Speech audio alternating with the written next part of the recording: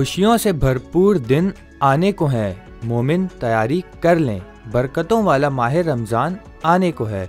महकमा मौसमियात ने रमज़ान के चांद से मुताल्लिक पेशगोई कर दी। महकमा मौसमियात ने पाकिस्तान में रमज़ान का चांद नज़र आने के हवाले से पेशगोई कर दी। महकमा मौसमियात के मुताबिक मुल्क में रमज़ानुल मुबारक का चांद 1 मार्च को नज़र आने का इम्कान है। महकमा मौसमियात का बताना है कि 28 फरवरी को शाम 5:45 पर नए चांद की पैदाइश होगी। महकमा मौसमियात के मुताबिक पाकिस्तान में पहला रोज़ा 2 मार्च बरोज़ इतवार को होने का इम्कान है। पाकिस्तानियों समेत दुनिया भर के मुसलमानों को इस माह मुबारक का बेसब्री से इंतजार है।